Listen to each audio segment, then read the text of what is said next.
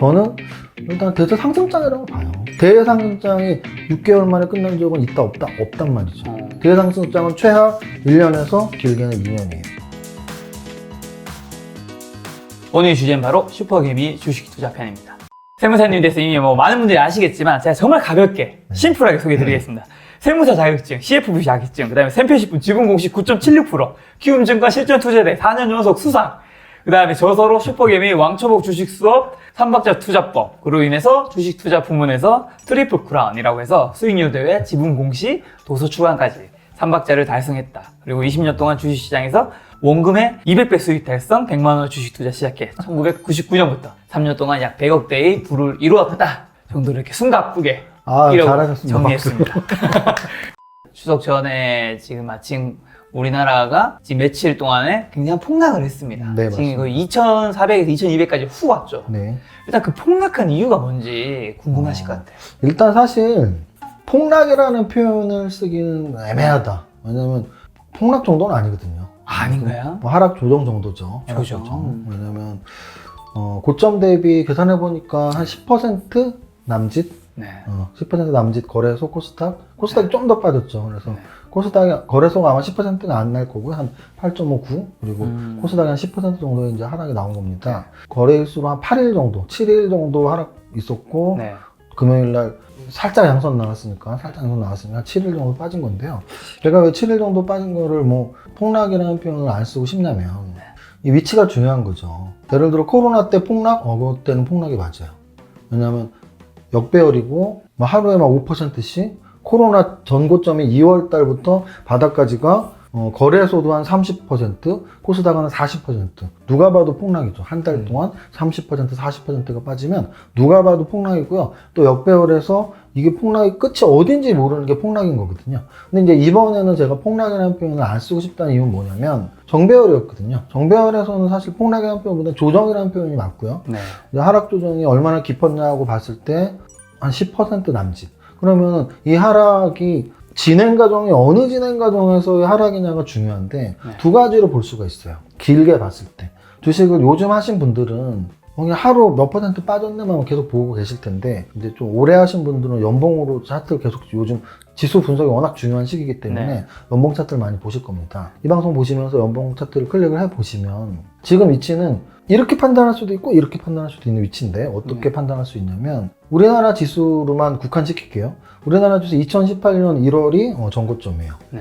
그럼 2018년 1월부터 코로나 저점 2020년 3월 29일까지 2년 2개월 동안 하락장이었단 말이에요. 그럼 그 하락장에서 거래소는 2018년 1월이 2600포인트 그리고 코로나 저점이 1400포인트. 2600포인트에서 1400포인트까지 거의 반토막 가깝게 하락이 나온 거고요. 네. 코스닥 같은 경우는 2018년 1월이 930포인트, 그리고 2020년 코로나 저점 3월 29일이 430포인트인가 그래요. 네. 그러면 반토막 이상이 난 거예요.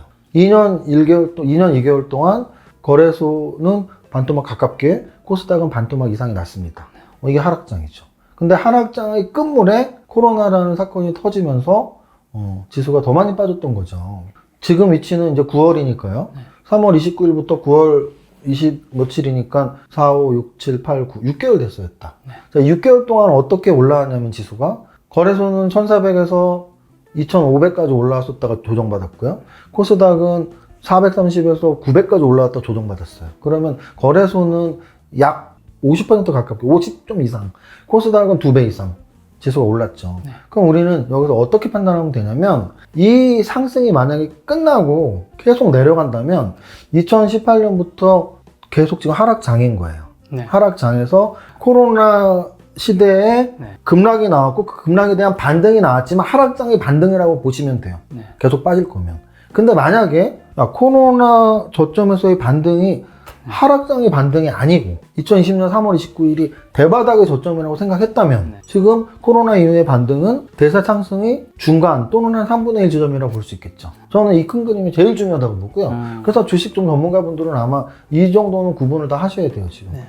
대세 상승장이 3월 29일부터 왔고 대세 상승장이 왔다는 얘기는 6개월에 끝나는 대세 상승장 없단 말이에요. 우리나라로만 치면 대상승장은 적어도 길게는 10년, 짧게는 5년에 한 번 오거든요. 네. 그러면은 IMF 직후에 99년도에 대상승장 왔었죠. 1998년부터 2000년 초반까지 한 1년 반 정도. 그때 대상승장이 왔어요. 지수가 3배 올랐어요. 290에서 1000포인트까지 3배 올랐어요, 지수. 그리고 밀레니엄 파동 이후에도 2000년도 중순에서 2023년까지 500에서 뭐 1000까지 또한 지수가 2배 올랐었고, 한 1년 이상 동안. 또 2005, 6, 7 한 3년 동안 역시 지수가 2배 이상 오르는 대상승장이 있었고요.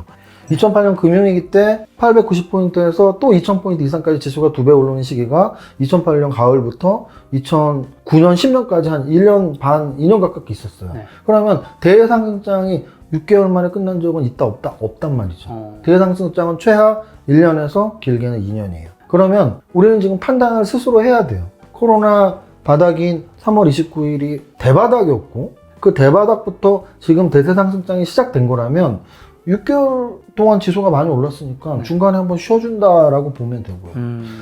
야, 무슨 대세상승장이니? 코로나 바닥에서 그냥 반등 준 거야. 그럼 2018년 1월부터 코로나 바닥까지 하락장이었고, 지금도 그냥 6개월 반등을 했을 뿐이고, 계속을 하락을 할 거야. 이 둘 중에 하나 판단을 하시면 되고요.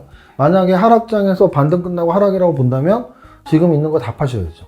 다 파시고 앞으로 한 1년 정도는 주식의 주자도 끊으시면 안 되시죠. 왜냐면은 하락장이 계속 되는 거라면 전저점을 깨야지 하락장이거든요. 네. 거래소 1400, 코스닥 450 다시 또 깨야 돼요. 깨고 내려가는 게 하락장이니까. 네. 근데 만약에 대상승장이라면 뭐 조정 지금 한 10% 받았는데 뭐 여기서 조금 더 받던 아니면 그만 받던 이제 가격 조정이 만약에 끝났다면 기간 조정이 있겠죠. 네. 추석 지나고 나서 반등이 오면서 다시 전고점을 뚫고 가면 대상승장인 거고요. 이 둘 중에 하나의 판단에서 결국 주식은 예측과 대응이니까 네. 예측은 분명히 해놓고 대응을 해야 되는데 저는 일단 대상승장이라고 봐요. 상승장. 대상승장에서의 조정이다. 왜? 6개월 동안 너무 많이 올랐으니까. 네. 사실 호재 악재는 피터 린치 책에서의 북소리가 뜬 거예요. 주가가 올라가면 북소리가 막 납니다. 이것 때문에 호재야. 주가가 떨어지면 또 막 북소리가 나요. 이게 악재야. 이것 때문에 떨어졌어. 근데 결국은 갖다 붙이기 나름이거든요. 결과론적인 해석일 수 있다. 결과론적인 해석. 그렇죠. 그렇죠. 호재와 악재는 사실 갖다 붙이는 거고요. 네. 3월 29일부터 지금까지 올랐어. 많이 올랐으니까 떨어지는 거예요. 지수는 또는 종목은 많이 오르면 떨어지고 많이 떨어지면 오르는 건데 3월 29일부터 지금 급한 기울기로 굉장히 많이 올랐거든요. 네. 10% 정도의 조정은 큰 조정은 아니라고 보고요.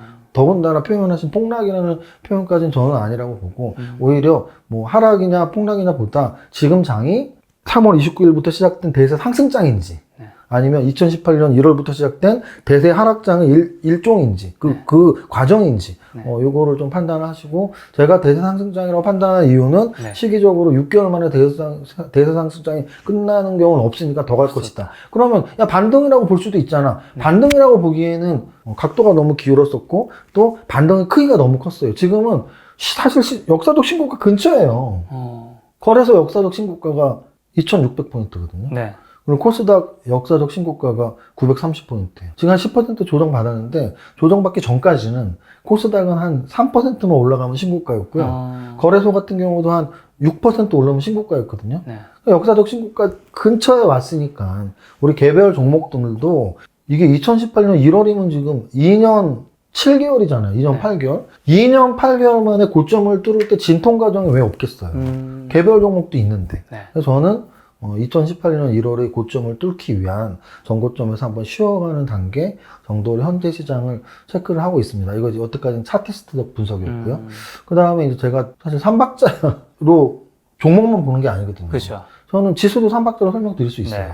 그럼 지금까지 말씀드린 건 기간과 수치를 말씀드리면서 대세 상승이냐 하락이냐에서의 판단해서 저는 차트상으로 6개월 만에 대상승장 끝날 리 없어. 그렇죠. 그리고 이게 반등이라면 반등의 각도가 너무 컸고 상승률이 너무 높았어. 그리고 위치는 신고가에 가까워. 이건 대상승장이라고 차트로 말씀드린 거고요. 네. 그럼 그 다음에 이제 재료로 말씀드릴게요. 네. 재료 같은 경우는 일단 미국 지수가 흔들렸죠. 네. 미국 지수가 흔들렸습니다. 그래서 미국 지수가 흔들린 이유가 기술주에 대한 약간 부담감. 근데 또 특히나 그 부담감이 테슬라, 니콜라에서 나왔다라는 거죠. 어떻게 보면 세계적인 투자자들이 다 관심을 갖고 있는 테슬라 다음으로 또 후발주자인 니콜라.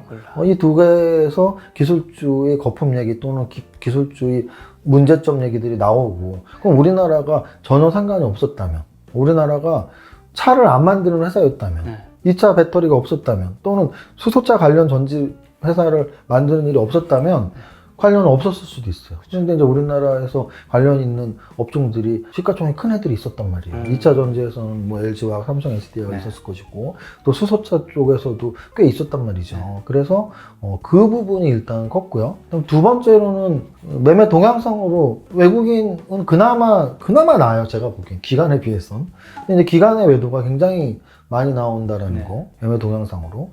그리고 또 하나 마지막 재료 가치로는 이제 미국 정치 불안 또는 우리나라 정치 불안까지는 아니지만 뭐 북한과의 관계랄지 중국과의 관계를 들 수 있죠. 그래서 이제 미국의 정치는 불안은 당연히 뭐 대통령 선거를 앞두고 있기 때문에 네. 11월 달에 술자리 이런 말 많이 나오던데요. 트럼프가 안 되면 미국 시장 폭락한다며? 이런 말 많이 들었어요. 조 바이든이 되면 경제도 모르고 지금 주식시장 잘 가고 있었는데 네. 폭락한다며? 근데 이제 저는 이 말씀을 드리고 싶습니다. 5년 전에 트럼프가 대통령 됐을 때 우리나라 장중에 6%까지 빠졌었어요.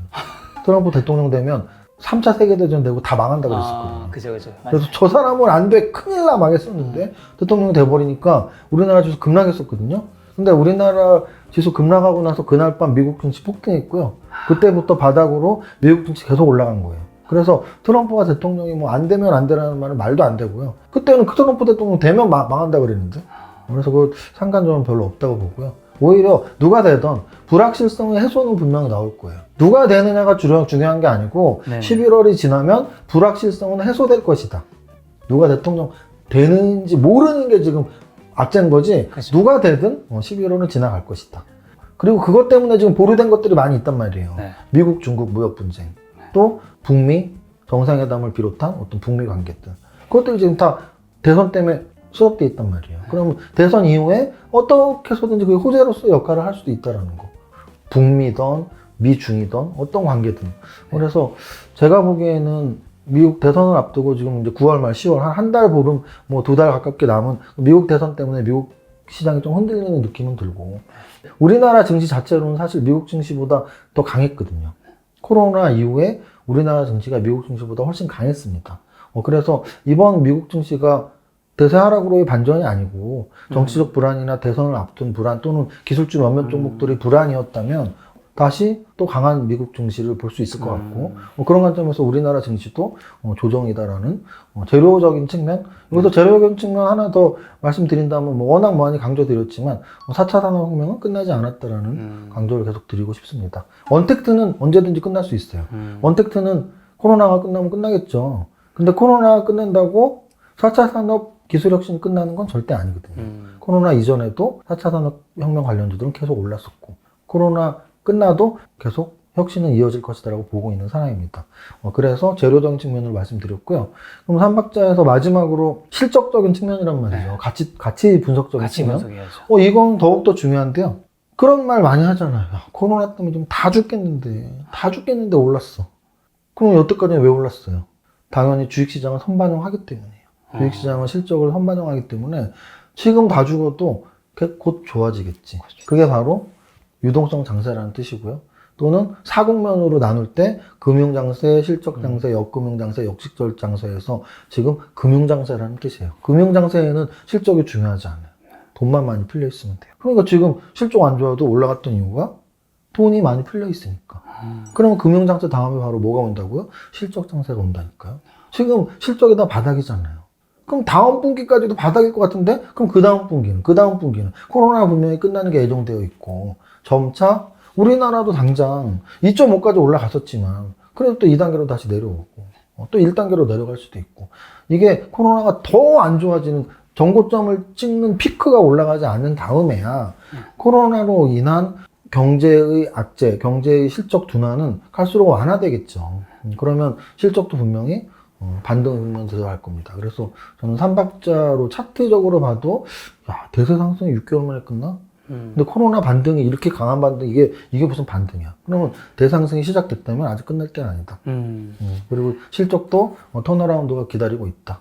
재료 측면에서도 저는 미국의 대선을 좀 크게 보고 있고, 그게 11월이니까 뭐 그때까지 받고 가는 거지. 근데 이제 얼마나 깊은 조정이냐가 우리의 핵심 포인트죠. 네. 아까 말씀하신 작가님 말씀처럼 정말 폭락이라고 한다면 아마 고점 대비 적어도 25%까지 빠져야 되는데 아직은 그 정도 수준까지가 아니고 좀 버틸 수 있는 수준이라서 아직은 긍정적인 시그널, 대세 상승장은 유효하다라는 말씀을 드립니다. 저는 굉장히 지금 강하고 제 시장뷰를 네. 굉장히 강하게 말씀드린 거니까 여러분 판단은 여러분 몫이에요. 이게 판단은. 하락장에서의 반등 끝났어. 로 갈지 대세 상승이 시작해서 조정으로 갈지는 여러분들 판단 몫입니다. 네. 사무사님 말씀하신 삼박자 투자법은 가치 분석, 재무제표죠. 두 번째가 이제 가격 분석 차트, 세 번째가 이제 정보 분석 재료.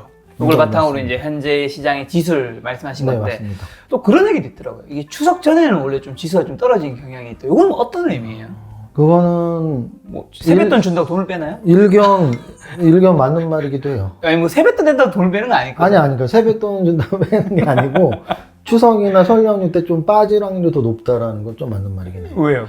그 이유를 말씀드릴게요. 연휴라는 건 노는 날이 있잖아요. 당장 그렇죠. 우리 지금 예를 들면 수목금 3일이 휴장입니다. 그렇죠. 우리는 놀지만 미국은 안 놀잖아요. 네. 그러면 불확실성이라는 건 뭐냐면 우리가 어떻게 될지 모르는 거에 대한 불안감이란 말이죠. 네. 그럼 미국 증시가 우리가 안 열리는 3일 동안 열릴 텐데 그때 급락하면 어떡하지? 라는 불안감이죠. 또는 코로나 확진자가 좀 그나마 100명 왔다 갔다 하는데 추석이라서 더 많아져서 이동이 많아서 200명, 300명 올라가면 어떡하지? 또는 북한에서 뭐 지금 이런 남북 문제 있는데 북한 애들 또 미친 짓 하면 어떡하지? 이런 굉장히 많은 악재들이 네. 하루에 나올 확률과 이제 극단적으로 예를 들어볼게요. 하루에 미국 시장의 변동성 또는 남북 관계의 문제의 그런 재료거리가 하루랑 1년으로 비교한다면 이건 뭐 비교가 안 되잖아요. 그렇죠. 근데 하루와 3일을 비교해도 3일이 훨씬 불안하죠. 그렇죠. 그러면은 아. 내가 만약에 주식 투자 1억을 하고 있으면 1억이라는 돈은 언제든지 팔고 언제든지 살 수 있단 말이에요. 네. 그러면 나는 그냥 마음 편하게 조상들 성묘도 하고 애기들 용돈도 주고 그냥 돈 다 빼놓고 추석 연휴 즐길래. 지금 코로나 때 외국 못 가지만 만약 해외여행을 예전 같은 경우에 해외여행 막 이런 연휴 때 계획하잖아. 야, 나 그 밤에 미국 증시 보면서 막 이랬더니 놀러 간 것 같지가 않아. 난 그냥 마음 편하게 다 팔고 떠날래. 이런 심리가 분명히 있는 거죠. 네. 그래서 추석이나 설 연휴 앞두고 떨어질 확률이 좀 더 높고요. 특히 하락장이 상승장보다 더 그럴 확률이 높은데 최근 미국 증시 막 조정받고 하니까 야, 미국 증시 추석 연휴 때 더 조정받으면 안 되는데 이런 심리가 분명히 있을 수밖에 없죠. 지금 그 연휴가 길다 보니까 대응을 할 수 있는 기간도 굉장히 늦어지니까 그렇죠. 일단 지금 좀 빼놓는 게 낫지 않을까라는 심리가 있을 수 있죠. 그래서 과거 네. 같은 경우는 이게 이제 연말에도 다 적용돼요. 설하고 추석 얘기만 했는데 연말엔 더 심해지죠. 연말에 뭐가 있냐면 폐주 양도세 문제가 있단 말이에요. 그렇죠. 그러면 누가 먼저 총을 뽑느냐예요. 폐주 양도세를 무서워해서 개인들이 팔 텐데 그럼 한 12월 중순부터 팔 거야? 12월 초부터 팔 거야? 그러니까. 11월 중순부터 팔 거야? 11월부터 팔 거야? 어디서 총을 뽑을지, 그래서 언제부터 빠질지. 근데 만약에 일찍 빠져서 많이 빠진다면 오히려 연말에 가까워져서는 반등하는 경우가 많아요. 그래서 지금 추석을 앞두고 또 이런 일이 벌어졌는데 추석 한 그래도 7일 정도 뭐 한 10% 정도 조정받았고 일반 투자자들이 폭락이라고 생각을 한다면 야, 뭐 추석 앞두고 팔 필요도 없겠다. 뭐 이 떨어진 가격에 못하러 팔아. 뭐 이런 공감대가 또 형성될 수도 있는 거죠.